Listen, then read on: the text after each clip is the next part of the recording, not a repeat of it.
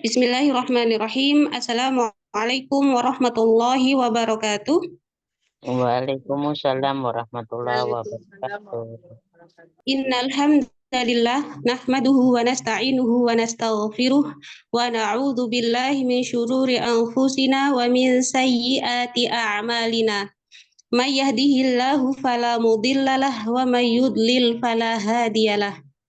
Asyhadu an la ilaha illallah wahdahu la syarikalah wa asyhadu anna Muhammadan abduhu wa rasuluh sallallahu alaihi wasallam wa ala alihi wa ashabihi wa man tabi'ahum bi ihsanin ila yaumiddin.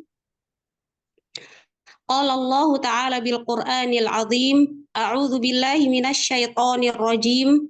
Ya ayyuhalladzina amanu taqullaha haqqa tuqatih wa la tamutunna illa wa antum muslimun. Wa qala aidan ya ayyuhan nasu taqu rabbakumul ladzi khalaqakum min nafsin wahidah wa khalaqa minha zawjaha wa batha minhuma rijalan katsiran wa nisaa wattaqullaha alladzi tasaaluna bihi wal arham innallaha kana 'alaikum raqiba. Wa qala aidan ya ayyuhalladzina amanu taqullaha wa qulu qawlan sadida yuslih lakum a'malakum wa yaghfir lakum dhunubakum wa man yuti'illaha wa rasulahu faqad faza fawzan 'azima. Amma ba'du. Alhamdulillah, atas izin Allah hari ini Ana diperkenankan untuk hadir di sini di Kholaqoh umum di KIM. Dan insya Allah malam ini Ana akan menyampaikan bab 10 mabadi ilmu tajwid. Namun sebelumnya Ana izin untuk memperkenalkan diri. Ana Sri Astuti, bisa dipanggil Ummu Sri atau Ummu Arin, boleh insya Allah. Dan Ana dari Bandar Lampung. Dan semoga perkenalan singkat ini bisa menjadi salah satu jalan untuk kita mengenal gitu ya. Dan Ana rasa hanya itu saja yang bisa Ana sampaikan. Baik, kita langsung ke materi saja atau perlu berkenalan? Nggak usah ya? Baik. Afwan, kita langsung ke materi saja. Baik, insya Allah malam hari ini yang Ana sampaikan adalah 10 mabadi ilmu tajwid. Tapi apa sih mabadi itu? Kenapa kita perlu menyampaikan, perlu mengetahui tentang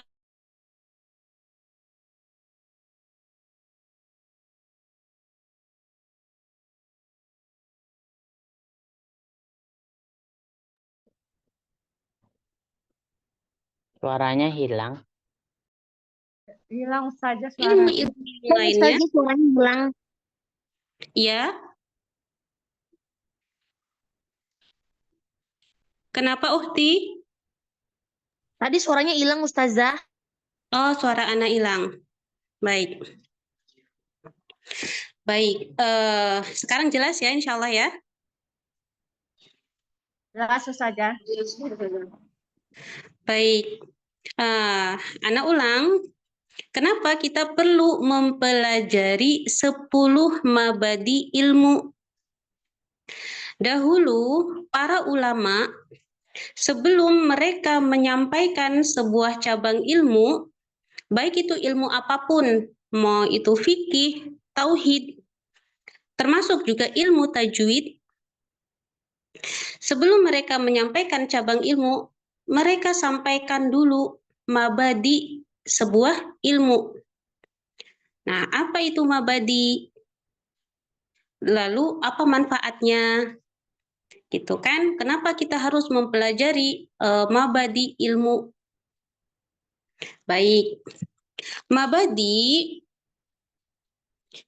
Mabadi itu berasal dari kata mabda. Ya, berasal dari kata mabda yang artinya pokok dasar.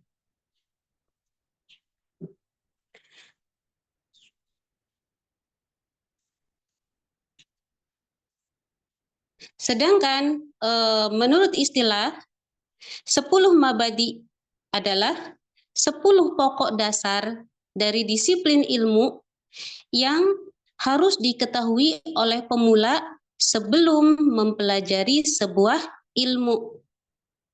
Nah, di sini enggak hanya ilmu syar'i, termasuk pun ketika ilmu yang umum pun kita perlu mengetahui pondasi pokok dasar dari ilmu yang akan kita pelajari.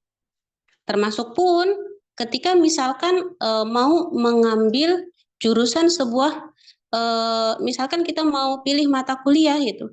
Itu pun asalnya kita perlu mengetahui apa yang akan kita pelajari, ilmu apa, nama ilmu yang akan kita pelajari tersebut, apa manfaatnya gitu. Itu kita perlu tahu. Nah, manfaatnya dengan mempelajari mabadiul ilmi, kita akan memahami gambaran besar dari sebuah ilmu. Sehingga kita mampu memulai mempelajari sebuah cabang ilmu melalui jalan dan cara yang tepat, supaya hasilnya lebih maksimal. Nah, itu tentang sekilas tentang mabadiul ilmi. Nah, sekarang kita bahas. Karena ya ilmu yang akan kita pelajari adalah ilmu tajwid, maka yang kita bahas adalah 10 mabadi ilmu tajwid. Berkata Syekh Muhammad bin Ali As-Sabban yang wafat pada tahun 1206 Hijriah, beliau adalah seorang ulama pakar bahasa Arab dan sastra. Beliau dari Mesir, dan beliau merupakan pengarang kitab Hasyiah ala Syarah al-Ashmuni li Alfiyah Ibnu Malik. Beliau menuliskan Mabadi Asyrah lewat sebuah syair. Nah, di sini bunyi syairnya, Inna mabadi'a kulli fannin asyarah, al-haddu wal mawdu'u thumma thamarah, wa fadluhu wa nisbatuhu wal wadi' alismul istimdadu hukmus syari' masailu wal ba'du bil ba'di iktafa wa man daral jami'a nala syarafa. Itu adalah bait tentang 10 mabadi ilmu tajwid. Kita baca terjemahnya dulu. Dan di situ sudah ada ya. Inna mabadi'a. Sesungguhnya prinsip dasar kulli fannin. Setiap ilmu asyarah. Ada 10. Sesungguhnya prinsip dasar setiap ilmu ada 10. Yang pertama al-haddu. Al-haddu itu artinya definisi atau batasan. Nah, di sini kenapa kita perlu ada batasan? Supaya ketika kita sedang membahas sebuah ilmu, kita nggak melebar kemana-mana. Kemudian yang kedua, namanya al-mawdu'u. Al-mawdu'u artinya pokok bahasan. Kemudian summa samarah. Kemudian as-samarah, buahnya, hasilnya, manfaat dari mempelajari ilmu tersebut. Kemudian di bait berikutnya wa fadluhu wa nisbatu wal wadi alismul istimdadu hukmus syari'. Yang berikutnya ada al-fadlu. Al-fadlu ini keutamaan dari ilmu tersebut. Lalu yang berikutnya ada nisbah. Nisbah itu nilai, korelasinya dengan ilmu yang lain, dengan ulumul Quran yang lain. Lalu yang berikutnya ada al-wadi', yaitu pencetus. Siapa yang mencetuskan ilmu ini? Nah, di sini karena kita ilmu tajwid, maka siapa pencetus dari ilmu tajwid? Berikutnya yang ketujuh ada al-isim atau nama. Nama dari sebuah cabang ilmu yang akan dipelajari. Lalu kemudian al-istimdad. Ma makna al-istimdad? Yaitu dasar pengambilan ilmu. Lalu yang kesembilan hukum syari. Hukum syar'inya. Apa sih hukum mempelajari ilmu ini? Apakah wajib, sunnah, mubah, atau yang lainnya? Dengan mengetahui hukumnya, maka kita bisa mengambil, bisa menentukan pilihan. Jika itu wajib, maka kita harus, mau tidak mau. Jika haram, maka kita otomatis akan meninggalkannya. Lalu yang ke-10, masail. Masalah yang dibahas. Di bait terakhir, wal ba'du bil ba'di iktafa wa man daral jami'a nala syarafa. Wal ba'du bil ba'di iktafa. Satu sama lain saling melengkapi. Wa man daral jami'a nala syarafa. Dan siapa yang menguasai semua akan memperoleh kemuliaan. Baik, Ana perlu garis bawahi sedikit di kata nala syarafa. Nah, di sini ada redaksi yang berbeda. Ada mungkin di tempat lain ada yang menggunakan kata haza, bukan nala. Nah, itu maknanya sama. Sama saja antara haza dengan nala. Jadi misalkan nanti belajar di tempat lain ketemu tapi dengan redaksi kata nala diganti dengan kata haza, maka nggak usah bingung. Itu sama maknanya. Gitu ya. Baik, sebelum Ana lanjutkan, ada yang mau mencoba membaca dari bait syair 10 mabadi ilmu?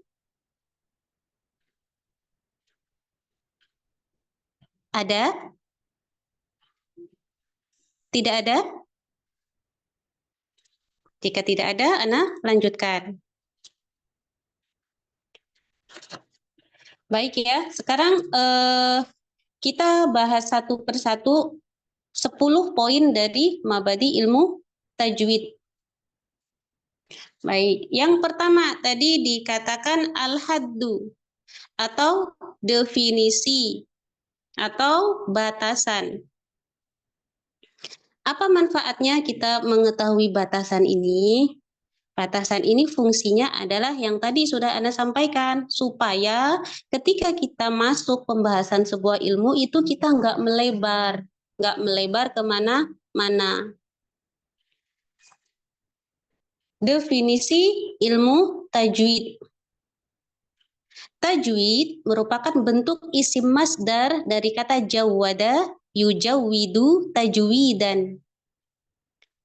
Satu makna dengan kata hasana, yuhassinu, tahsinan, yang artinya membaguskan. Nah, di sini mengenai istilah tajwid dengan tahsin, itu biasanya di kalangan umum itu dibedakan. Ya, biasanya ketika kita menggunakan kata tajwid itu biasanya fokusnya adalah untuk mempelajari secara teori. Itu ya, secara umum seperti itu ya. Ketika kita menggunakan istilah tahsin, maka berarti di situ adalah fokus pada perbaikan secara praktek bacaan. Nah, di sini ada sedikit disebutkan mengenai dua istilah ini. Jika dua istilah ini disebutkan satu-satu, misalkan holakoh tajwid atau holakoh tahsin, maka itu sudah mencakup dua-duanya. Tajwid iya, praktek iya, teori iya. Namun jika istilah tersebut digunakan secara bersamaan, misalkan holakoh tahsin tajwid gitu, maka di situ istilah tahsin dan istilah tajwid akan memiliki makna yang berbeda. Istilah tahsin lebih sering digunakan untuk pembelajaran yang menekankan pada perbaikan bacaan secara praktek, yaitu murid membaca Al-Quran dan gurunya menyimak dan memperbaiki jika ada kekeliruan. Adapun istilah tajwid lebih sering digunakan untuk pembelajaran yang menekankan pada pemahaman teori dalam persoalan makhorijul huruf, sifatul huruf, dan hukum-hukum tajwid. Itu baru sekedar definisi secara bahasa. Lalu definisi secara istilah. Coba ada yang mau menyampaikan tidak definisi secara istilah? Ana yakin di sini bukan pemula semua ya. Definisi ilmu tajwid secara istilah apa? Ana coba sebut nama. Rifda Hanif. Rifda Hanif. Ya, sudah. Coba definisi ilmu tajwid secara istilah. Baca sudah.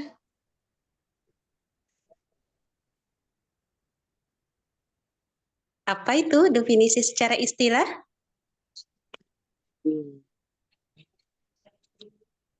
Menurut ulama kontemporer gitu kan.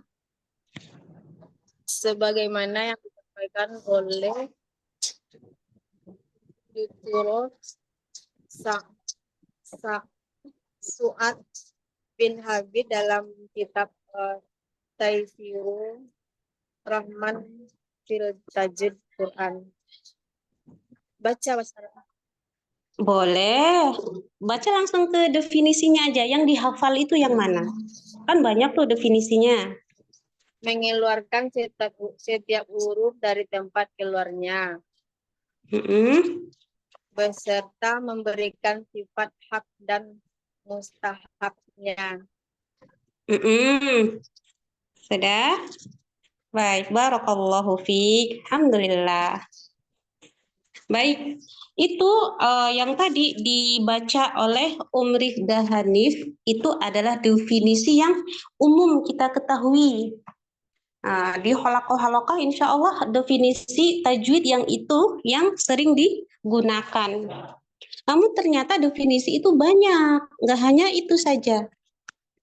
Di antaranya menurut ulama kontemporer, sebagaimana disebutkan oleh Dr. Su'ad bin Hamid dalam kitab Taisirur Rahman fi Tajwidil Quran, beliau mengatakan ikhraju kulli harfin min makhrajihi ma'a i'ta'ihi haqqahu wa mustahaqqahu. Yang artinya ikhraju, mengeluarkan kulli harfin, setiap huruf, min makhrajihi, dari tempat keluarnya, ma'a i'ta'ihi, dengan memberikan haqqahu, haknya, sifat haknya, wa mustahaqqahu, dan sifat mustahaknya. Itu definisi yang menurut ulama kontemporer. Lalu apa itu hak huruf? Tadi kan dikatakan mengeluarkan setiap huruf dari tempat keluarnya beserta memberikan sifat haknya dan sifat mustahaknya. Lalu apa itu yang disebut dengan hak huruf dan mustahak huruf? Hak huruf adalah sifat asliyah. Nah, ini nanti dipelajari di bab sifatul huruf. Hak huruf adalah sifat asliyah atau disebut juga dengan sifat lazimah atau disebut juga dengan sifat dzatiyah, yaitu sifat yang selalu melekat pada huruf hijaiyah. Ia tidak bisa dipisahkan dalam segala kondisi. Mau sukun, mau berharokat, mau fathah, kasroh, dhammah, sifat tersebut selalu ada. Hanya saja nanti tingkat kekuatannya yang berbeda. Contohnya apa saja yang termasuk hak huruf? Hams, jahar, rohawah, syiddah, istitolah, takrir, inhiraf, dan lain-lain yang masuk dalam pembahasan sifat lazimah.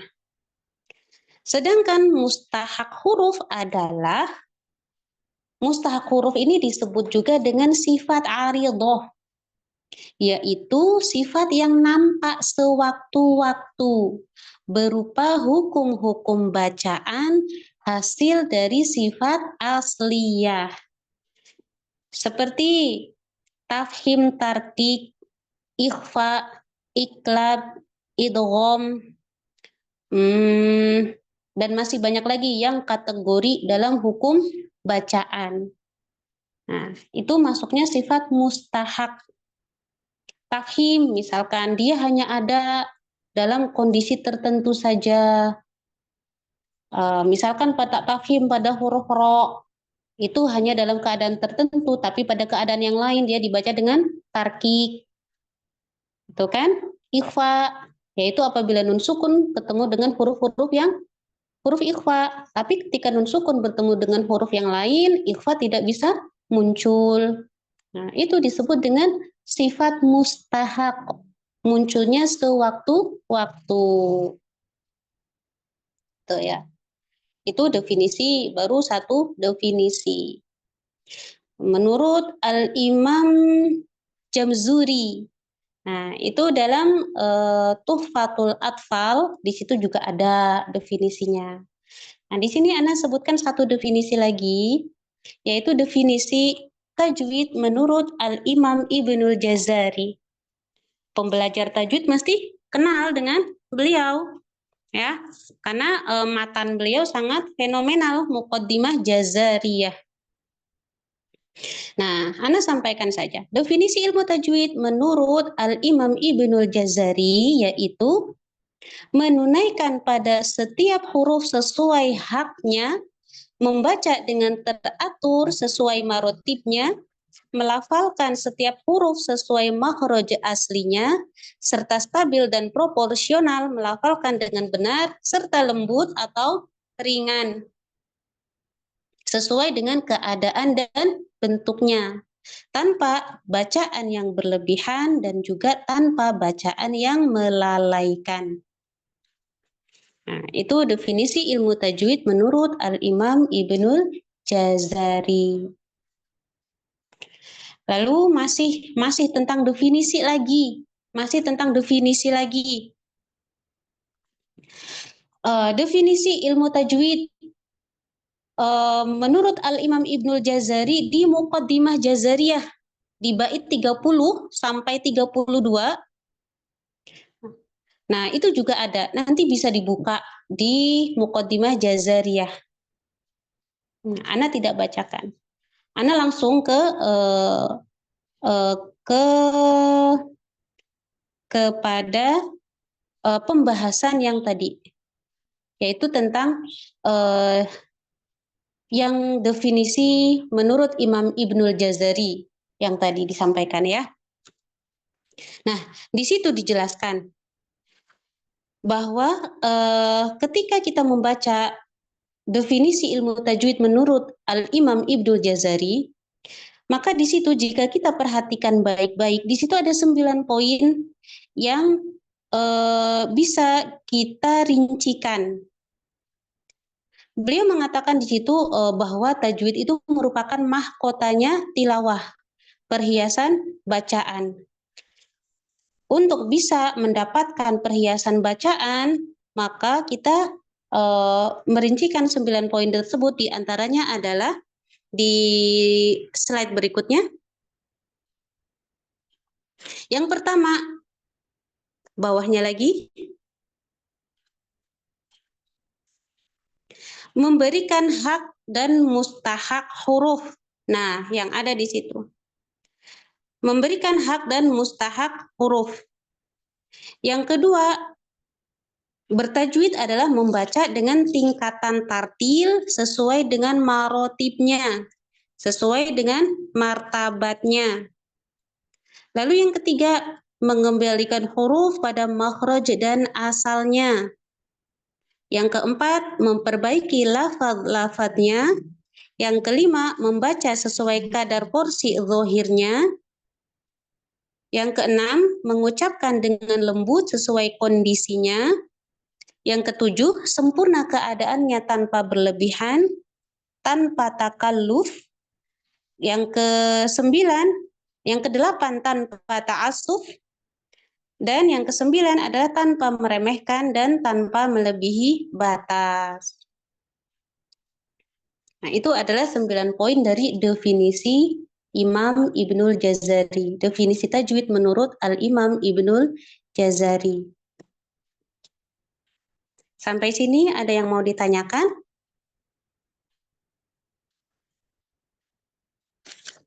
Tidak ada? Atau bingung? Jangan bingung dulu ya. Kita masih di definisi. Nah, maka dari penjelasan definisi ilmu tajwid di atas, secara singkat dapat disimpulkan, silakan ke slide berikutnya.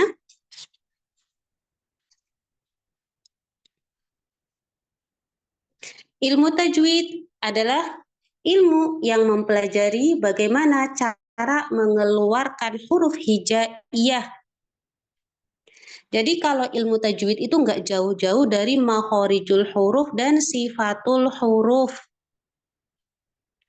Lalu yang kedua, makhraj dan sifat adalah satu kesatuan yang tidak dapat dipisahkan.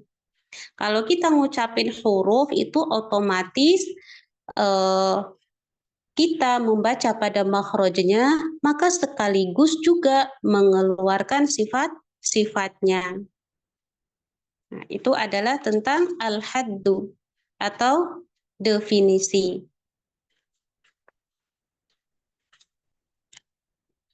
Lalu sekarang kita ke poin yang kedua, yaitu al-maudu'u atau pokok bahasan. Apa saja yang dibahas di dalam ilmu tajwid ini? Yang dibahas dalam ilmu tajwid adalah lafad-lafad atau ayat-ayat Al-Quran dengan memberikan hak beserta mustahaknya tanpa disertai dengan takalluf atau ta'assuf dalam pengucapannya. Karena ini adalah salah satu bentuk dari penjagaan wahyu. Nah, di sini terkait tentang al-maudu'u, terkait tentang pokok bahasan, ada ulama yang berbeda pendapat. Ada yang mengatakan bukan hanya lafaz Al-Quran, tetapi juga hadis, gitu ya. Nah, di situ ada khilaf di situ. Namun jumhur lebih mengatakan adalah lafaz-lafaz atau ayat-ayat Al-Quran. Nah, pertanyaannya, misalkan kita membaca yang bukan Al-Quran, tapi di situ adalah bahasa Arab gitu ya, tapi bukan Al-Quran. Misalkan ketika azan, ketika membaca hadis gitu ya, karena hadis tadi kan tadi dikatakan ada yang hadis masuk pada pokok pembahasan, ada juga yang tidak gitu ya. Ada hadis atau ketika sedang membaca kitab yang berbahasa Arab. Di situ apakah kita harus bertajwid juga? Harus tidak? Yo, interaksi harus tidak? Tidak. Tidak. Kenapa tidak? Karena kalau hadis Bisa tidak, Iya. bisa iya. Kalau hadis bisa tidak, bisa iya. Lalu kalau yang azan dan lain-lain tidak gitu ya? Tidak. harus. Iya. Harus. Jadi yang mana dong? Kalau Baik. azan harus. Harus. Baik. Oke. Baik, Anda tangkap. Baik ya. Jadi di sini ketika di luar Al-Quran, kita nggak harus bertajwid. Nggak harus bertajwid. Maksudnya gimana? Nggak harus bertajwid.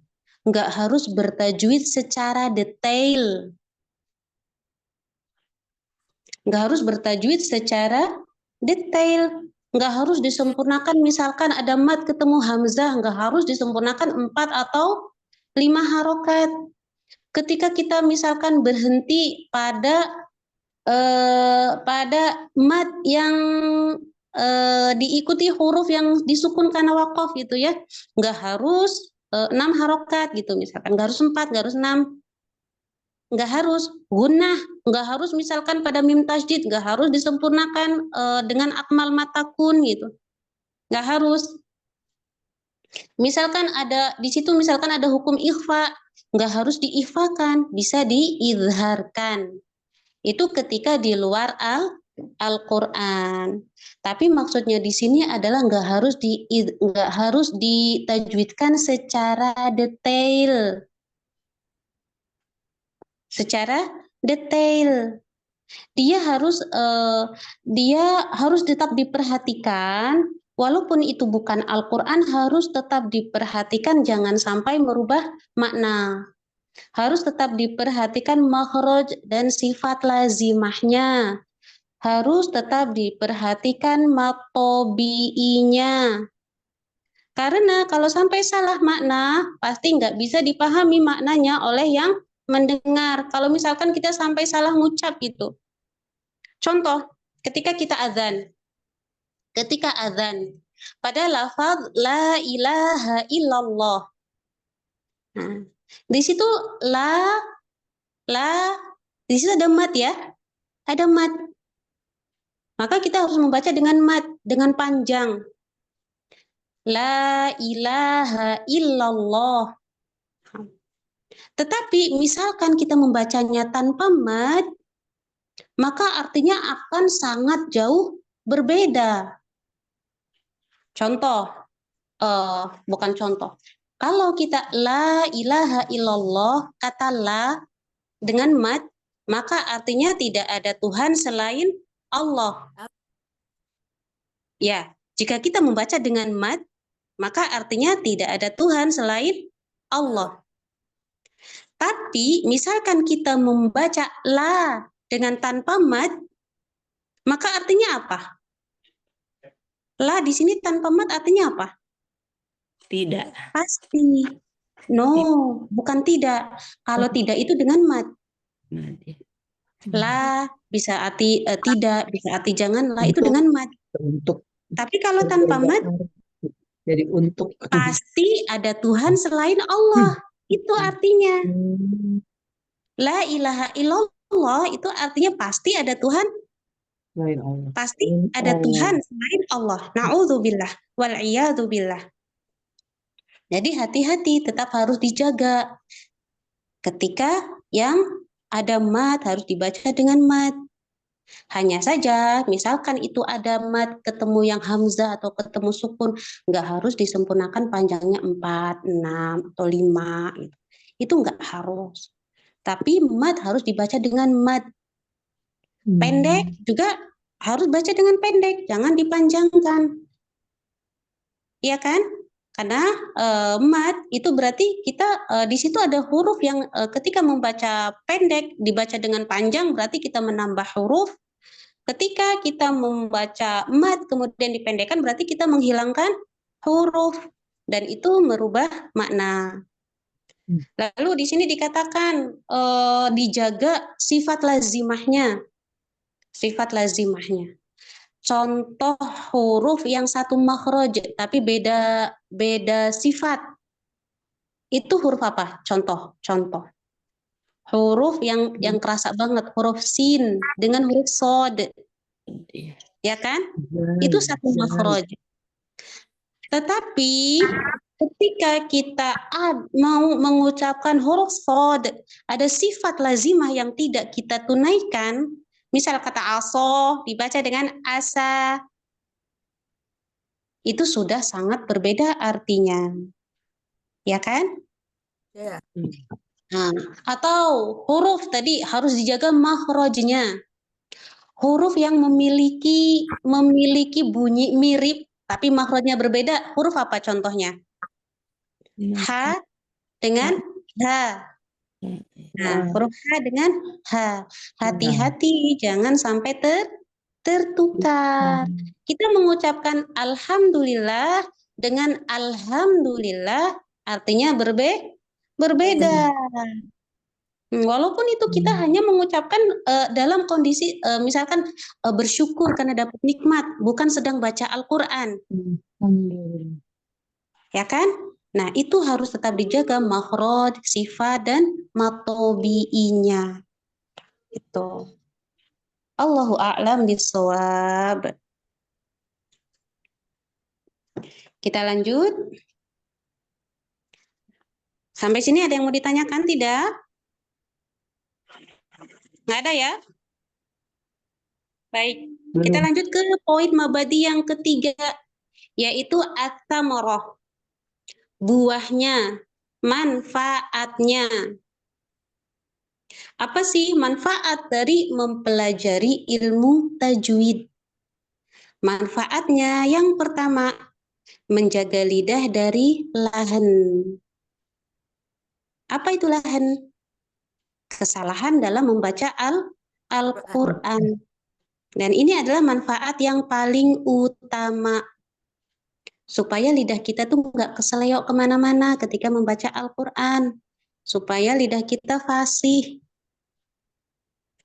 Lalu yang kedua, menjaga kemurnian Al-Quran. Kenapa? Karena Allah Ta'ala menurunkan Al-Quran bukan hanya berupa lafaz-lafaznya, tetapi juga dengan cara bacanya. Tuh ya. Makanya kita harus mempelajari ilmu tajwid. Lalu manfaat yang ketiga, mengharap ridho dari Allah Subhanahu wa Ta'ala.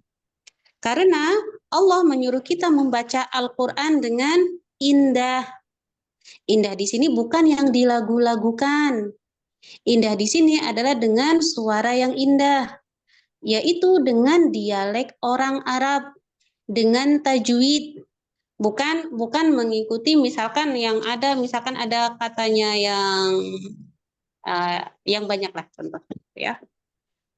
Maka jangan ketika kita ada di paling dasar sedang memperbaiki bacaan Al-Quran, fokus dulu untuk mempelajari baca Al-Quran itu sesuai dengan hukum-hukumnya. Masalah nada itu insya Allah nanti akan keluar dengan sendirinya. Ketika kita membaca dengan tepat, matnya, kadar gunahnya, itu insya Allah secara otomatis akan terdengar indah. Gitu. Nah, maka supaya kita bisa membaca dan mendapatkan manfaat yang tersebut, yang tadi disampaikan, maka ada 5 perkara yang harus dimantapkan oleh seorang pembaca Al-Quran, yaitu 1. Mempelajari makhorijul huruf. 2. Mempelajari sifatul huruf. Yang ketiga, mempelajari hukum-hukum bacaan Al-Quran. Lam ta'rif, nun sukun dan tanwin, mim sukun, marotibul gunnah, kemudian al-harfani, al-multaqiyani, dan lain-lain. Itu harus dipelajari. Lalu yang keempat, riyadhatul lisan wa kasrah at-tikrar. Melatih lidah dan banyak mengulang. Dan yang kelima ya.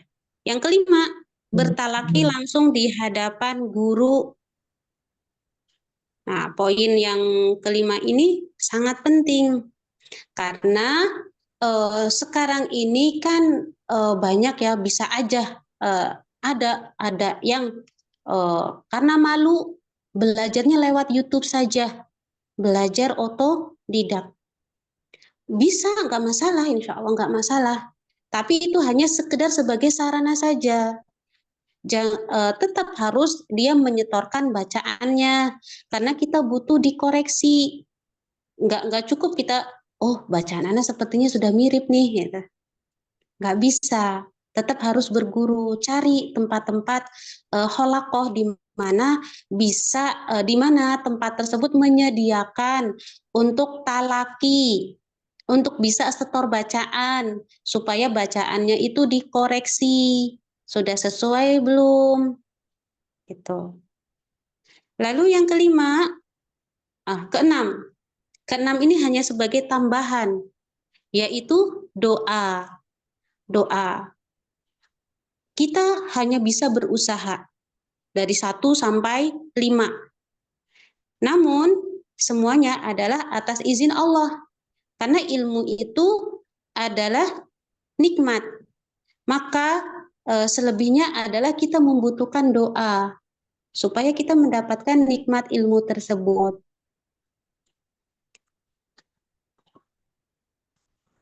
Kita lanjut ya. Lanjut ke poin keempat. Poin keempat yaitu al-fadlu, keutamaannya. Apa keutamaan mempelajari ilmu tajwid? Ilmu tajwid merupakan salah satu ilmu yang paling mulia karena berhubungan dengan kalamullah, yaitu Al-Qur'anul Karim. Inilah salah satu alasan kenapa kita belajar ilmu tajwid. Al-Qur'an itu mulia, maka ilmu-ilmu yang berhubungan dengan Al-Qur'an pasti mulia. Baik ilmu tajwidnya, ilmu qiraatnya, ilmu tafsirnya, ilmu adab-adabnya, ilmu waqaf ibtidanya, ilmu nahwu sorofnya, itu semua ilmu tersebut adalah ilmu yang mulia. Tetapi di sini dikatakan ada ilmu yang paling mulia. Kalau tadi kan baru sekedar mulia. Nah, di antara ilmu-ilmu yang ada ilmu yang paling mulia. Ilmu yang paling mulia ada 2. Yang pertama adalah ilmu tauhid. Yang kedua adalah ilmu tajwid. Kenapa? Karena ilmu tajwid merupakan pintu gerbang untuk memasuki ilmu Al-Qur'an yang lebih luas. Berkata Al-Imam As-Suyuti di dalam kitab Al-Itqan fi Ulumil Qur'an, juga senada dengan perkataan dari Syekh Said Hawa. Beliau mengatakan, ilmu yang wajib pertama kali dipelajari dan diamalkan adalah ilmu tilawah, yaitu ilmu cara baca Al-Qur'an. Dan yang termasuk ilmu tilawah ada 2, yaitu ilmu tajwid dan ilmu adab Al-Qur'an. Taib, itu yang keempat. Sekarang yang kelima, yaitu nisbah, nilai, korelasi. Ilmu tajwid merupakan ilmu syar'i yang berhubungan dengan Al-Qur'anul Karim yang datang dari Allah beserta dengan hukum-hukumnya untuk menjaga kemurnian Al-Qur'an dari segi bacaannya. Garis bawahi, ilmu tajwid itu untuk mempelajari dari segi bacaannya. Namun ilmu tajwid ini juga memiliki hubungan dengan ilmu yang lain, seperti ilmu nahwu shorof, balaghah, ma'ani, rasm dobat, waqaf ibtida, qiraat, tafsir, dan lain-lain. Berhubungan dengan nahwu shorof, contohnya di sini kan karena yang kita pelajari adalah Al-Qur'an, Al-Qur'an itu berbahasa Arab. Nah, di sini kita tentu otomatis berhubungan dengan nahwu shorof, lafaz-lafaznya, i'rabnya, bagaimana perubahan struktur katanya, bagaimana sebuah lafaz diharokati kasroh, bagaimana sebuah lafaz diharokati dhammah di ujung, bagaimana lafzul jalalah, atau bagaimana kata isim dikatakan isim nakirah, atau sebuah isim menjadi isim ma'rifah. Nah, itu hubungannya dengan nahwu, sorof, balaghah, bahasa. Kemudian rosm tobat, bagaimana ini ditulis dengan alif mustaqimah, atau di sini ditulis dengan alif shagirah, atau bagaimana sebuah kata ditulis dengan alif maksurah. Nah, itu ada hubungannya dengan rosm dan dobat. Lalu dengan waqaf ibtida, hubungannya dengan waqaf ibtida. Nah, kita harus mengetahui apakah kita waqaf di sini merusak makna atau tidak. Kita ibtida dari sini merancukan makna atau tidak. Itu di situ ada berhubungan. Itu ya. Allahu a'lam bishawab. Sampai sini ada yang mau ditanyakan? Tidak ada? Baik, Ana lanjut. Poin mabadi yang ke-6, yaitu pencetus ilmu tajwid. Al-wadi', pencetus. Nah, yang di poin ini, pencetus ilmu tajwid itu dibagi dalam 2 aspek. Yang pertama, ada tajwid amali. Siapa pencetus tajwid amali? Pencetus ilmu tajwid secara praktek. Siapa? Interaksi yuk. Jibril alaihissalam. Jibril alaihissalam. Malaikat Jibril. Sudah? Ada jawaban lain? Rasulullah Shallallahu Alaihi Wasallam. Ada lagi? Tabi'ut tabi'in. Tabi'ut tabi'in. Sahabat dulu. Sahabat tabi'ut tabi'in. Oh, baik. Baik. Biasanya kalau yang namanya pencetus itu berarti di awal kan? Paling awal. Berarti Allah Subhanahu wa taala. Allah Subhanahu wa taala. Baik. Baik, ditampung jawabannya. Masya Allah. Baik ya. Nah, di sini dikatakan, di situ sudah ada tulisannya. Siapa pencetusnya?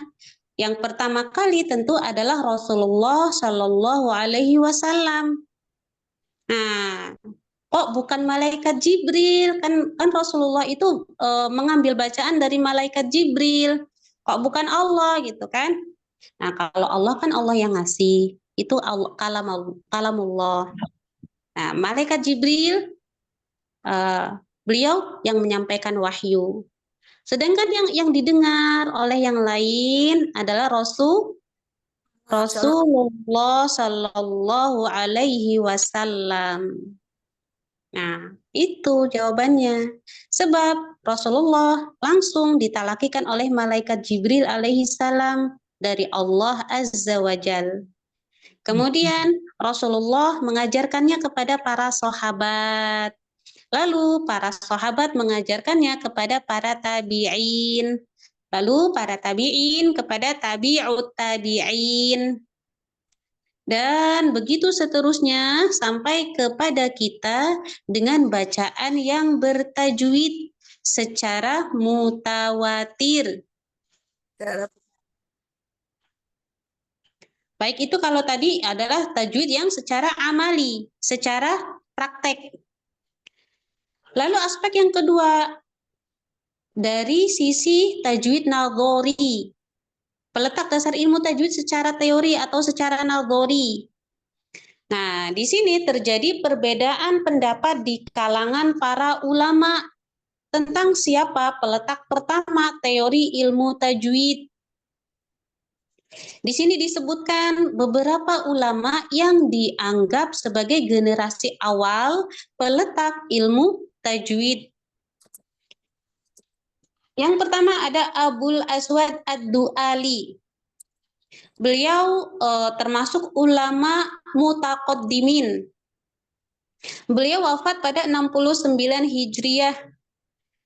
Nah, beliau adalah inisiator pertama kodifikasi niqat i'rab.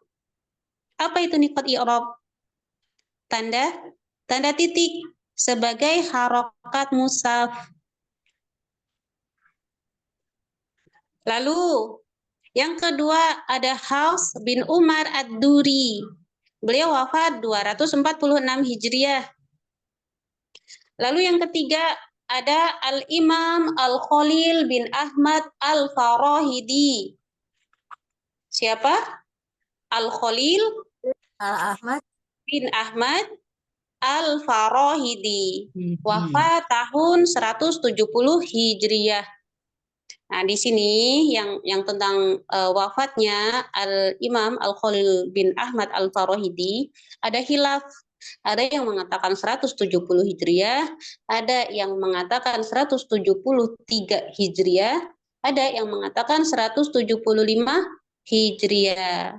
Nah, namun karena Ana yang Ana dapatkan dari guru Ana adalah 170 Hijriah, maka yang Ana catat di sini adalah 170 Hijriah. Beliau adalah Khalil bin Ahmad Abu Abdurrahman Al-Farahidi. Beliau merupakan ulama besar pakar bahasa dan sastra Arab dan merupakan pencetus disiplin ilmu arud. Beliau adalah yang menyempurnakan tanda baca yang kita kenal sampai saat ini.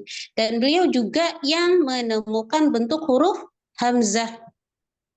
Jadi dulunya hamzah ini kan masuknya kepada dobet ya.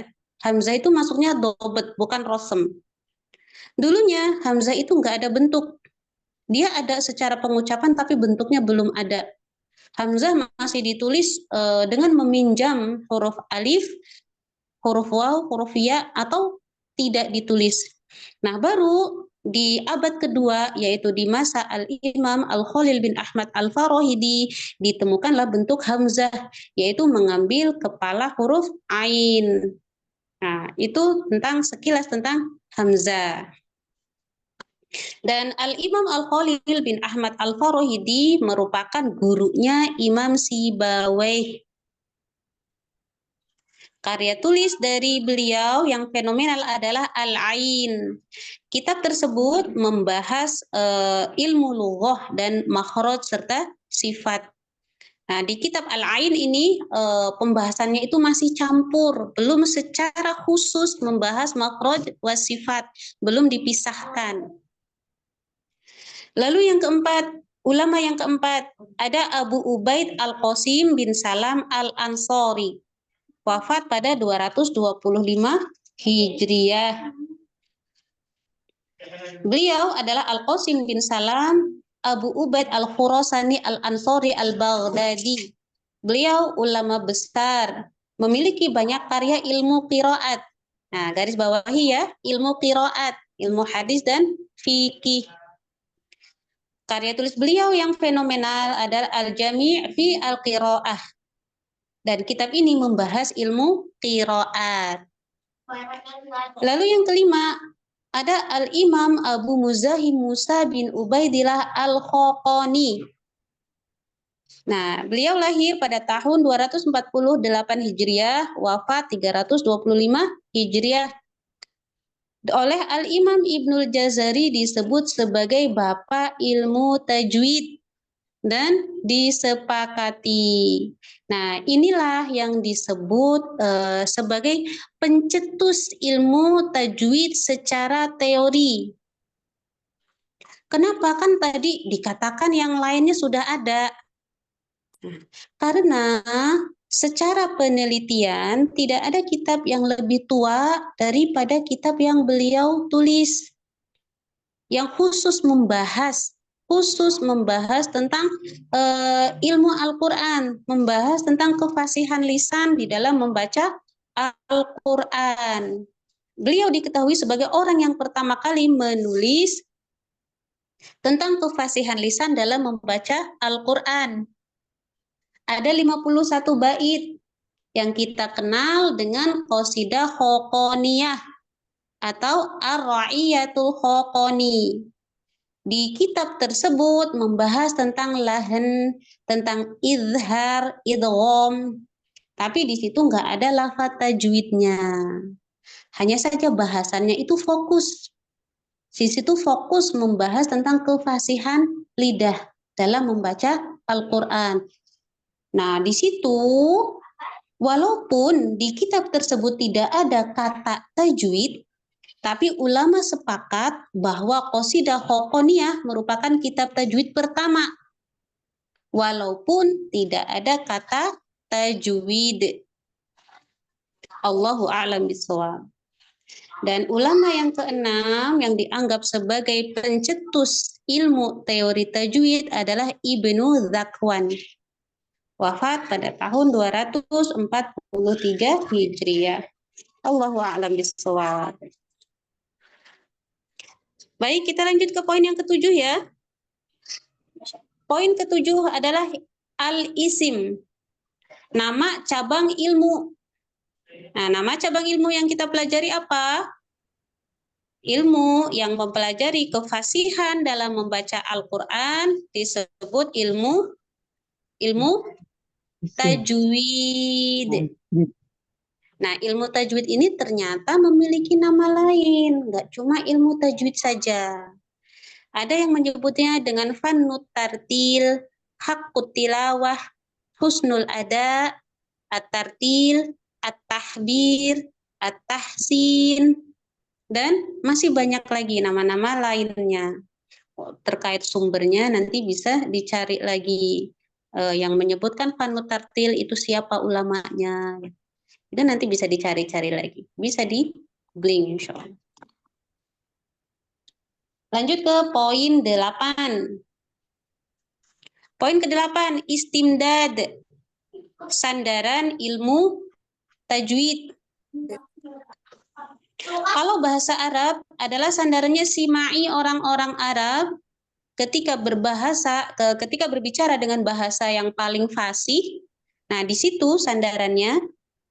Maka kalau ilmu tajwid bersandar kepada riwayat-riwayat yang datang dari para ulama dengan sanad mereka yang bersambung sampai kepada Rasulullah Shallallahu Alaihi Wasallam. Dasar dari pengambilan ilmu tajwid adalah dari kaifiyah. Kaifiyah itu tata cara. Dari tata cara bacaan Rasulullah Shallallahu Alaihi Wasallam. Tata cara ini sampai kepada kita dengan jalan periwayatan yang mutawatir yang datang dari para ulama dengan sanad mereka yang tersambung sampai kepada Rasulullah Shallallahu Alaihi Wasallam. Nah, itu adalah al-istimdad. Sekarang kita masuk ke poin yang ke-9. Yaitu hukum syari'. Hukum syar'i. Apa hukum syar'i dari mempelajari ilmu tajwid? Di sini Syekh Mulla Ali Qori yang wafat pada tahun 1014 Hijriah mengatakan summa hadzal ilmu la khilaf. Summa hadzal ilmu la khilaf fihi. Annahu fardu kifayah wal amalu bihi fardu ain. Yang artinya kemudian tidak ada perselisihan ilmu di sini yang dimaksud adalah teori tajwid, hukumnya adalah fardu kifayah. Adapun amal itu dia berarti secara praktek tajwid hukumnya adalah fardu ain. Catat ya. Jadi hukum mempelajari ilmu tajwid, hukum mempelajari ilmu teori tajwid adalah fardu kifayah. Apa itu fardu kifayah? Coba, ada yang mau jelaskan apa itu fardu kifayah? Kalau satu orang sudah belajar, yang lain boleh tidak belajar gitu Ustazah. Betul. Nah, semoga kita adalah yang satu itu. Ada di golongan yang satu itu. Bukan yang enggak. Gitu ya. Nah, iya, itu. Kita harus hukum fardu kifayah nih. Fardu kifayah itu kan suatu kewajiban yang dibebankan pada sebagian dari kaum muslimin, bukan individual. Jika sebagian mereka telah mengerjakannya, maka telah gugur kewajiban bagi yang lainnya. Nah, kita harus harus punya prinsip. Ketika fardu kifayah ini, Ana harus ada di situ, bukan yang enggak. Itu termasuk dalam mempelajari ilmu tajwid. Kita pilih yang ada di situ. Jangan pilih yang, sudahlah, itu sudah ada yang mempelajari, saya mah prakteknya aja gitu. Jangan gitu ya. Lakukan Ustazah yang mau tanya, terbaik. Ya, itu kan dibilang adapun amal praktek tajwidnya hukumnya adalah fardu ain. Berarti ini fardu ain bagi orang yang sudah mempelajari teorinya gitu Ustazah. Atau fardu ain bagi semuanya. Kan di sini disebutkan bagi summa semuanya. hadzal ilm. Summa hadzal ilm wala Bagi khilafu fihi. semuanya. Oh, bagi Praktek semuanya. bagi semuanya. Semuanya. Kan Bukan tadi yang dikatakan sudah belajar fardu aja ya. ain. Kalau fardu ain berarti individu. Baik dia mempelajari teorinya, baik tidak. Kan kita Berarti harus sering mendapati. Termasuk Ana dulu ketika belajar dari TPQ. Kan Ana tidak mempelajari teori, tetapi di situ Ana bisa dengan bimbingan seorang guru mempelajari secara prakteknya. Kita tidak mempelajari ini ketemu ini hukumnya ini. Bacanya seperti ini. Kan dulu ketika di TPQ kan nggak seperti itu, Iya. TPQ dulu ya. Nah, Tetapi seperti secara praktek kita harus mengikuti guru gitu kan?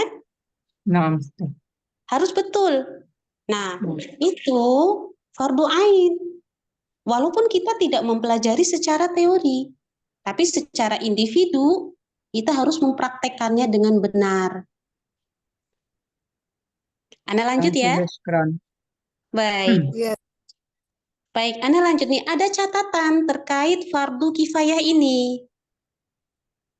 Tadi dikatakan fardu kifayah adalah suatu kewajiban yang dibebankan pada sebagian dari kaum muslimin, bukan individual.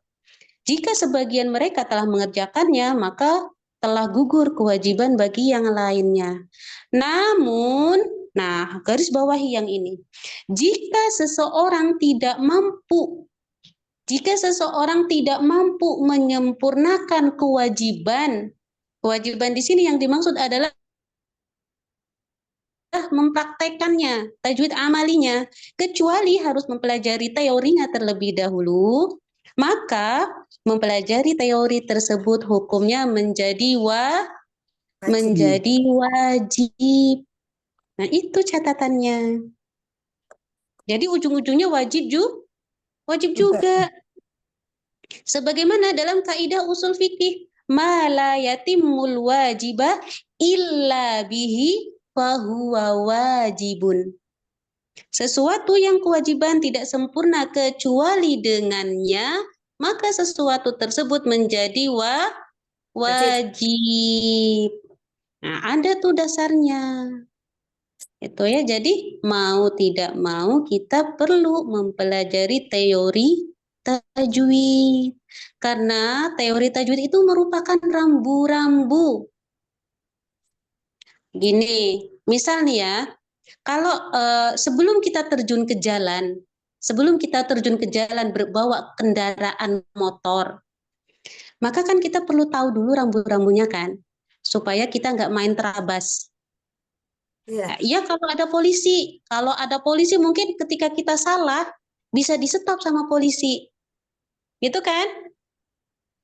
Tapi kalau nggak ada polisi, misalkan kita sendirian, nggak ada polisi, terus di situ ternyata lampunya warna merah. Kita nggak tahu kalau lampu merah itu harus berhenti. kita main terabas, apa ujung-ujungnya? Bisa Tabrak. kecelakaan. Tapi kalau kita tahu rambu-rambunya, walaupun kita sendirian, kita baca sendirian, ketika kita tahu rambu-rambunya, oh ini ketemu ini hukumnya ini, misalkan nun sukun ketemu hamzah hukumnya izhar, dia harus dibaca jelas nun sukunnya, nggak boleh ditahan lama-lama. Ketika kita membaca sendirian, insya Allah kita ada pakemnya, ada remnya. Nggak mungkin kita akan membacanya dengan ikhfa. Nah, itu ya. Jadi tetap pelajari ilmu teorinya, pelajari tajwidnya. Nah, kita lanjut ya. Lanjut. Baik, sekarang hukum mengamalkan ilmu tajwid. Kalau tadi dikatakan hukum mempelajari ilmu teori tajwid adalah fardu kifayah dengan catatan gitu ya. Maka sekarang kita masuk kepada hukum mengamalkan ilmu tajwid. Dalam mengamalkan ilmu tajwid, sikap para ulama itu antara yang mutasyadid dan mutasahil. Mutasyadid itu tegas, mutasahil itu toleran. Antara ulama yang mutasyadid dan mutasahil itu terbagi menjadi 3 macam. Yang pertama, menghukumi wajib ain. Yang kedua, menghukumi tidak wajib. Nah, di situ Ana mencatat dengan sunnah, gitu ya. Namun di bawahnya nanti ada catatan. Lalu yang ketiga, menghukumi pertengahan. Nah, itu ya.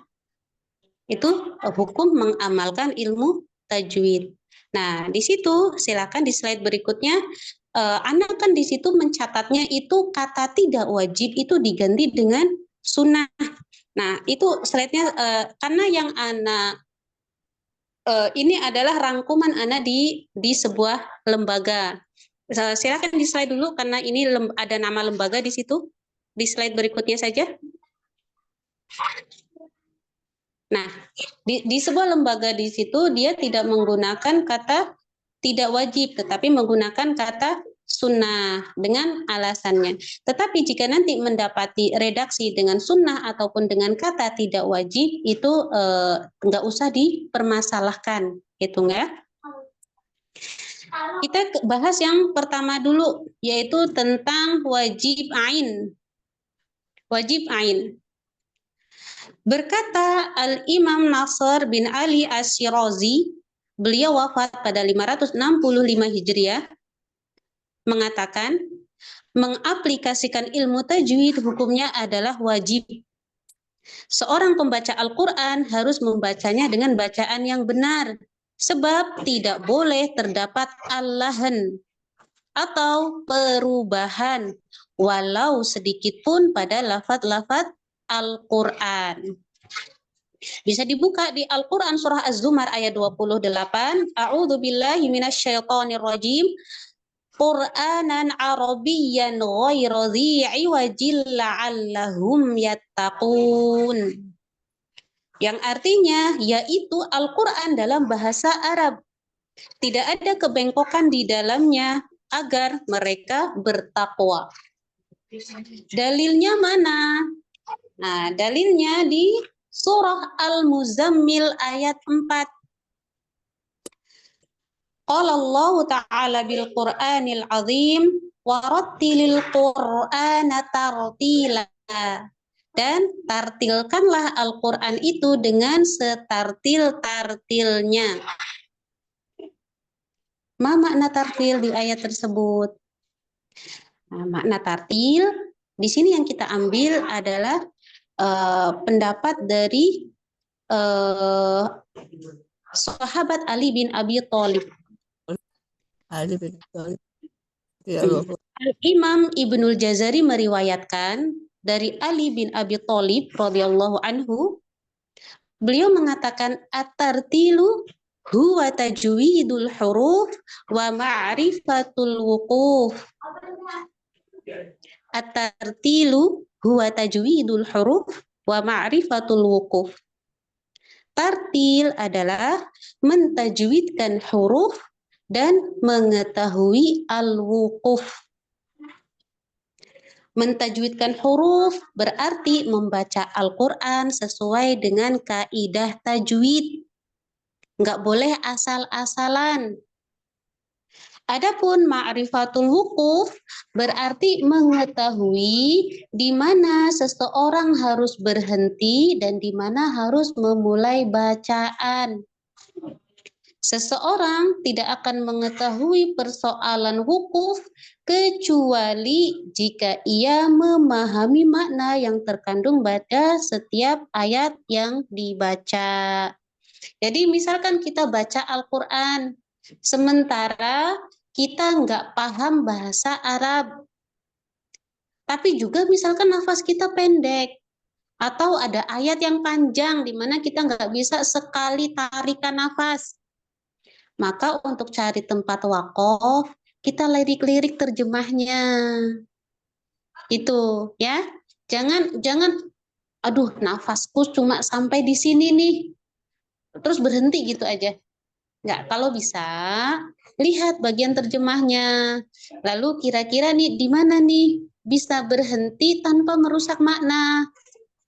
Wakafnya minimal itu hasan, jangan sampai qobih. Itu ya, dilirik-lirik terjemahnya bagi yang tidak mengetahui bahasa Arab supaya kita tidak sampai terjatuh kepada salah makna. Ana lanjut. Di antara ulama yang berpendapat wajib mengamalkan ilmu tajwid ada Al-Imam Ibnul Jazari, Al-Imam Ahmad bin Muhammad. Ahmad bin Muhammad itu merupakan putranya Al-Imam Ibnul Jazari ya. Kemudian ada Al-Imam At-Tabari, Al-Imam Abu Ja'far An-Nahas, Al-Imam An-Darabi, Al-Imam Al-Baghawi, dan ada juga Al-Imam Asy-Syirazi. Nah, itu adalah beberapa ulama, hanya beberapa saja yang disebutkan. Beberapa ulama yang mewajibkan mengamalkan ilmu tajwid. Kita lanjut. Itu tadi adalah dalil dari Al-Quran ya. Sekarang kita lanjut ke dalil yang dari hadis. Hadis sahih dari sahabat Ibnu Mas'ud, yaitu di bacaan At-Taubah ayat 60. Dahulu Ibnu Mas'ud pernah mengajarkan kepada seorang laki-laki. Lalu orang itu membaca di At-Taubah ayat 60 pada lafaz innamas shadaqatu lil fuqara'i wal masakin. Itu bacaan laki-laki tersebut. Ia membaca lafaz fuqara dengan pendek. Maka Ibnu Mas'ud menegurnya. Rasulullah Shallallahu Alaihi Wasallam tidak membacakan seperti itu kepadaku. Slide sebelumnya. Rasulullah Shallallahu Alaihi Wasallam tidak membacakan seperti itu kepadaku. Laki-laki itu bertanya, lalu bagaimana beliau membacakannya kepadamu? Nah, lantas Ibnu Mas'ud membaca innamas shadaqatu lil fuqara'i wal masakin. Lil fuqara dibaca dengan panjang. Itu adalah dalil dari hadis. Kemudian selain dari Al-Quran dan hadis juga ada ijma ulama. Di sini Syekh Muhammad Maki Nasr Al-Juraisy yang wafat pada tahun 1322 Hijriah berkata, umat terdahulu telah berijma sepakat wajibnya mengamalkan tajwid sejak zaman Nabi Sallallahu Alaihi Wasallam sampai saat ini. Dan tidak ada seorang pun dari mereka yang menyelisihinya. Dan inilah pendapat yang paling kuat. Kenapa kehilangan ya? Oh, afwan ya. Di slide berapa ya? Coba yang sebelumnya. Tarik ke yang sebelumnya. Mana saya? Hah? Lagi? Ini saja. Oh, nah ini dia. Oh Ini ya, tadi. apa saja? Itu ya. Kemudian Syekh Muhammad Al-Mahmud mengatakan, tidak ada perbedaan pendapat bahwasanya mempelajari ilmu tajwid hukumnya fardu kifayah. Sementara mengamalkannya saat membaca Al-Quran hukumnya fardu ain bagi setiap muslim dan muslimah yang mukallaf. Apa itu mukallaf? Yaitu orang yang sudah mendapat beban kewajiban dalam hal agama. Syarat mukallaf yaitu berakal, baligh, sehat pendengaran atau penglihatan, dan telah sampai padanya dakwah Islam. Itu yang disebut dengan mukallaf. Kita lanjut ya. Hukum yang kedua yang mengatakan hukumnya tidak wajib atau sunnah. Slide berikutnya. Slide berikutnya. Baik ya, sebagian ulama lain berpendapat berikutnya, tidak wajib mengamalkan ilmu tajwid ketika membaca Al-Quran dengan alasan karena yang demikian tersebut memberatkan kaum muslimin yang awam. Tarik lagi setelahnya 2 halaman. Tarik lagi. Oh, bukan. Sebelumnya lagi. Oke. Nah, baik, yang kedua hukumnya tidak wajib. Di situ tertulis hukumnya sunnah. Anda sampaikan nggak usah dibikin pusing. Insya Allah maknanya sama. Tidak wajib di sini maksudnya apa? Sebagian ulama lain berpendapat tidak wajib mengamalkan ilmu tajwid ketika membaca Al-Quran. Dengan alasan karena yang demikian tersebut memberatkan kaum muslimin yang awam. Dalilnya di Al-Quran surah Al-Hajj ayat 78.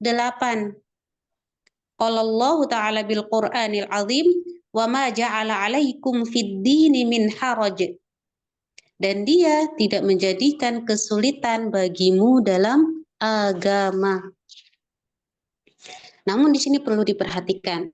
Al-Imam Ibnul Jazari yang wafat pada 833 Hijriah mengatakan, orang yang tidak piawai lisannya, satu, dan ia tidak menemukan seseorang untuk membimbingnya, dua, maka Allah Ta'ala tidak membebani jiwa di luar kemampuannya. Untuk itu, para ulama yang kami ketahui telah berijma bahwa tidak sah sholat seorang qori yang mampu, qori itu orang yang mampu membaca Al-Quran, sholat di belakang seorang yang ummi, yang tidak bisa baca Al-Quran. Nah, itu penjelasannya. Sakit. Oh. Ini aku jadi setara aku.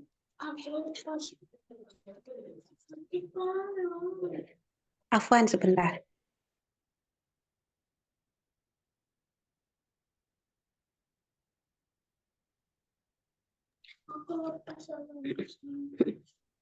Nah, dari penjelasan di atas, maka seseorang dihukumi tidak wajib dengan syarat, satu, sudah uzur atau tidak piawai lisannya.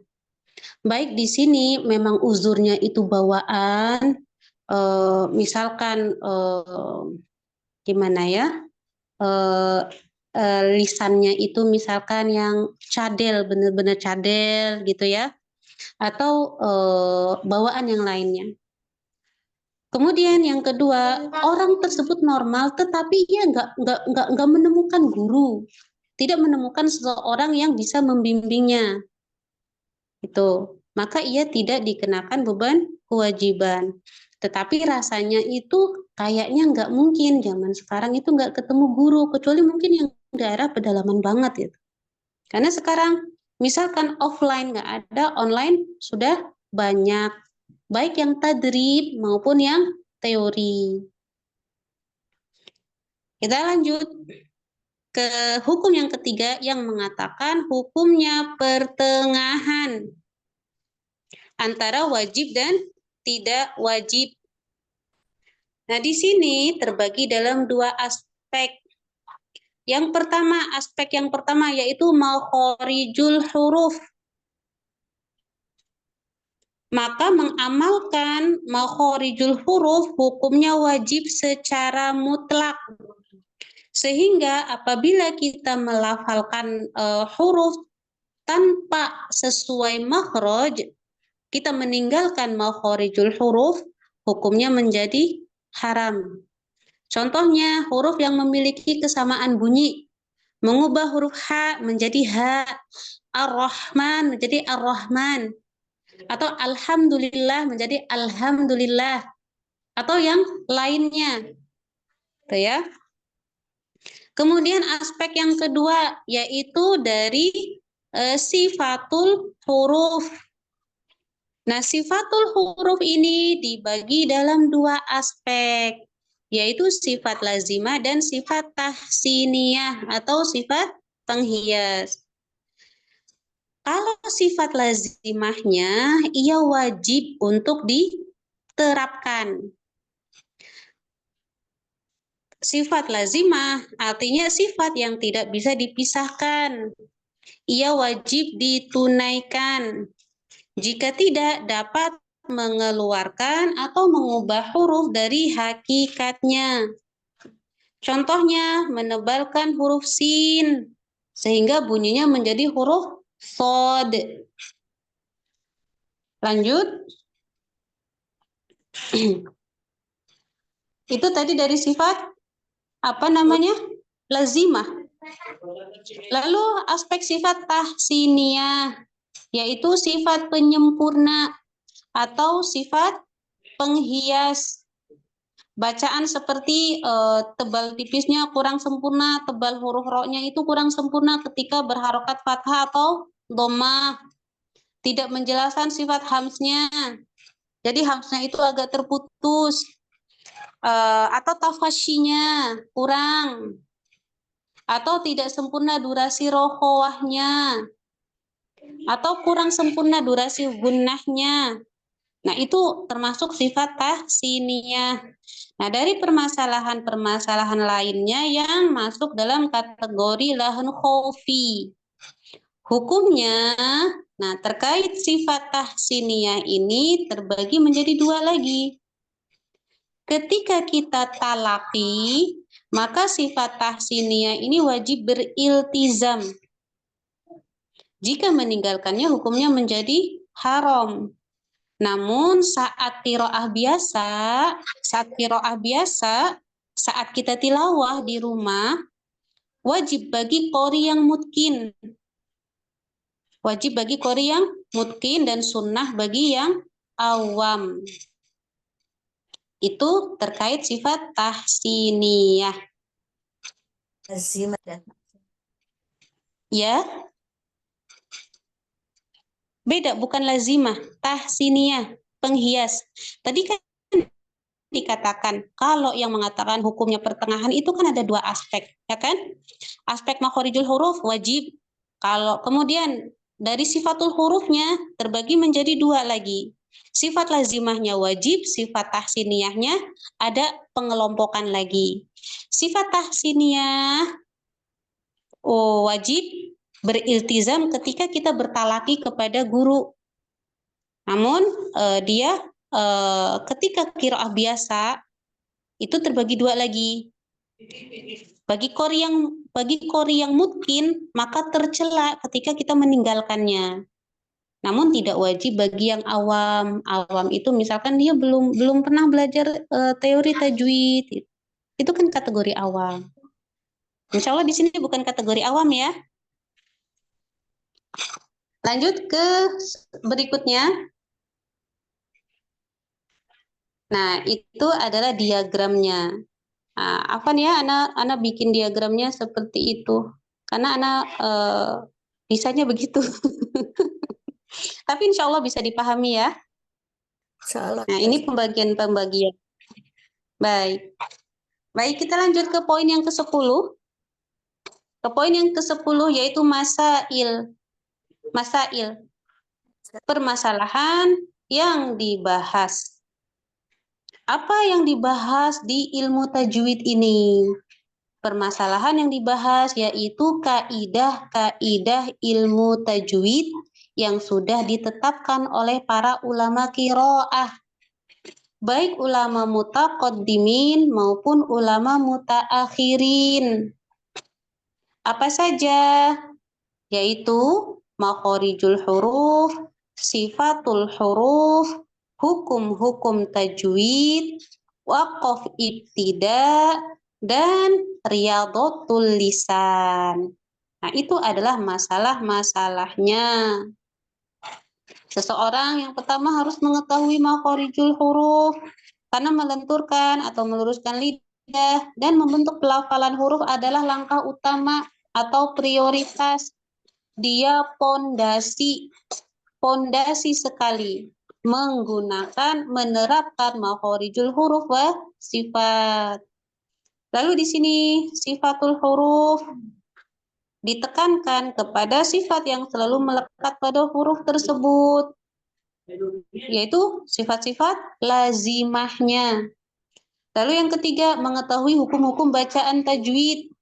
Nah, ini hukum-hukum tajwid ini yang kita sebut sebagai sifat aridhah. Apa saja? Banyak. Ada hukum nun sukun dan tanwin, hukum lam, hukum ro, taknis, tafhim tartik, mad qasar, dan banyak lagi. Yang keempat, mengetahui waqaf ibtida seperti yang tadi sudah disampaikan. Dan yang kelima, latihan lidah dan banyak mengulang. Misal kita sedang tadrib dengan guru, kemudian kita mendapat PR. Ini huruf lamnya ini kurang lebar, nyentuhnya baru di ujung. Nah, PR-nya kan situ. Kemudian kita sudah dikasih tahu, gini loh cara ngucapin huruf lam. Ingat, ngucapin lele. Misalkan gitu ya. Maka latihlah di rumah banyak-banyak. Misalkan minimal sehari 20 kali. Nah, itu caranya. Latihan lidah dan banyak mengulang. Allahu a'lam bishawab. Itu adalah 10 mabadi ilmu tajwid. Khalas insyaallah. Sampai sini ada yang mau ditanyakan?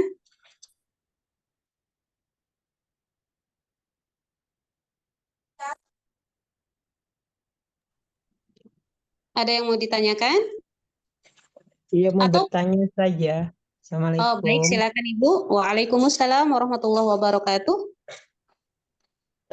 Mungkin ini khususnya saya sendiri ini masih apa ya yang disampaikan oleh Ustazah itu baru ilmu yang baru, alhamdulillah sekarang mendapatkannya, dan alhamdulillah saya sendiri ini terkait dengan tajwid ini baru belajar yang tadi Ustazah, kayak mahrojul huruf, sifatul huruf. Nah, itu seperti itu. Tapi ketika proses belajar kita sudah tahu, tapi ketika dipraktekkan itu dalam membaca Al-Quran kadang-kadang masih salah-salah. Nah, itu terkait dengan yang tadi hukumnya apa menjadi haram ketika kita sebenarnya ilmunya sudah tahu, tapi ternyata ketika dilapazkan ketika membaca Al-Quran itu kita masih salah-salah. Itu yang pertama. Terus yang kedua, ketika dalam buku panduan itu terkait dengan tajwid itu tuh ada juga tajwid Aisar ataupun tajwid As-Sapi'i. Nah, itu seperti apa itu saja, atau memang hanya lebih ke untuk panduan saja yang tadi yang nomor 2 saya tanyakan, atau sumbernya atau penulisnya aja yang berbeda atau seperti apa. Mungkin itu sementara Ustazah. Syukron. Assalamualaikum warahmatullahi wabarakatuh. Waalaikumsalam warahmatullahi wabarakatuh. Baik, insya Allah sudah bisa Anda tangkap maksud dari pertanyaannya. Yang pertama, pertanyaan yang pertama kurang lebih begini, sudah mempelajari ilmu tajwid dari sisi teori, tetapi dari prakteknya itu masih belum tepat, kan? Betul saja. Pertama, seperti yang tadi disampaikan, mempelajari teori tajwid itu adalah ibaratnya itu rambu-rambu. Satu itu ya. Itu sudah oke. Kemudian, loh tapi praktek Ana masih begini, apakah jatuh ke dalam dosa atau bagaimana gitu? Tidak. Jadi ketika kita sudah mempelajari tajwid, kemudian prakteknya kok masih belum tepat, maka Ana sampaikan. Pertama, kita baru mempelajari ilmu tajwid secara serius sekarang. Misalkan gitu ya. Sekarang kita misalkan di usia 40, 45. Sementara kita tidak mempraktekannya itu berapa tahun gitu. Ibaratnya motor nggak pernah diservis selama pemakaian sekian tahun. Kemudian kita baru mulai ibaratnya servis itu baru sekarang. Kira-kira langsung jadi cakep nggak? Enggak. Enggak kan? Enggak. Butuh berapa kali proses. Demikian juga dalam ilmu tajwid. Kita misalkan kemarin kita nggak menerapkan sekian tahun sampai usia kita yang sekarang ini. Kemarin nggak menerapkan, baru sekarang mulai menerapkan. Baik dari teori maupun praktek. Nah, yang penting, yang di sini dikatakan adalah ketika kita nggak bisa, ibu sudah mulai mempelajarinya lagi. Ibu tetap untuk riyadhah, tetap bertalaki, tetap berguru. Ibu ikuti holakoh tahsin, supaya bacaan ibu dibimbing, supaya bacaan ibu dikoreksi, diarahkan, dikasih tips-tips. Gini loh, gini nih, supaya bisa mendapatkan rok tipis, itu begini. Gitu. Kalaupun sekarang belum bisa, nah perkara bisa dan nggak bisa, itu adalah rezeki dari Allah, itu nikmat dari Allah. Yang penting yang kita lakukan adalah kewajiban kita. Sempurnakan ikhtiar, bagaimana caranya supaya kita mendapatkan bacaan yang baik, yang sesuai dengan kaidah. Nah, kita fokus saja di situ. Gitu. Karena dengan kita mempelajari, walaupun kita terbata-bata, kita dapat dua pahala. Ya kan? Nggak mungkin itu menjadi dosa. Masa kita sedang menuju kepada sesuatu yang baik, tapi ada salah-salahnya, itu dosa? Nggak mungkin. Apalagi Allah Ar-Rahman, Allah Ar-Rahim. Itu. Makanya tadi di poin akhir ditambah dengan doa. Karena itu semuanya adalah dari Allah. Allah yang kasih. Allah yang kasih kepada kita kefasihan. Allah yang kasih kita pemahaman. Itu semuanya dari Allah. Maka tugas kita sempurnakan ikhtiar, berguru, bertalaki, dan doa. Itu terkait pertanyaan yang pertama. Semoga terjawab. Lalu pertanyaan yang kedua terkait metode. Sekarang ini banyak buku panduan, Aisar. Kemudian tadi Asy-Syafi'i, Iqra, kemudian Qiroati, banyak. Terus apa lagi? Pokoknya banyak gitu ya. Itu semuanya bukan hanyalah. Itu semua adalah panduan. Panduan saja. Panduan ini untuk membaca, belajar. Itu panduan saja. Karena ilmunya itu sama. Bagaimana guru tersebut menyampaikan. Ilmunya masih nggak jauh-jauh dari makhorijul huruf, sifatul huruf, itmamul harokat, karena itu pondasi ketika di jilid 1, jilid 2. Kemudian nanti masuk ke jilid, sebagian jilid 2 masuk ke mad, lalu nanti baru masuk ke hukum-hukum lainnya secara praktek. Itu kan. Nah, itu masalah itu nggak masalah mau pakai Aisar, mau pakai Asyafi'i, mau pakai Iqra, atau mungkin buku panduan yang lainnya. Itu nggak masalah insya Allah. Semuanya kembali kepada yang mengajarkan. Karena pengajar itu kan bermacam-macam. Ada yang mutin, ada yang kurang, ada yang sudah terstandar, ada yang belum. Nah, kembali kepada pengajar. Tuh. Allahu a'lam bishawab. Terjawab tidak Ibu? Jazakallahu khairan saja. Amin wa iyaki. Saja. Saya mau bertanya saja. Silahkan, satu pertanyaan lagi ya, karena sudah 137. Aku saja. Ya, Ibu. Mengenai poin kelima, masalah yang dibahas saja latihan lidah dan banyak mengulang. Biar supaya lidah kita itu tidak kaku atau sesuai dengan orang Arab itu gimana ya Ustazah? Terus kadang udah banyak mengulang tapi tetap aja salah Ustazah pengucapannya. Gitu.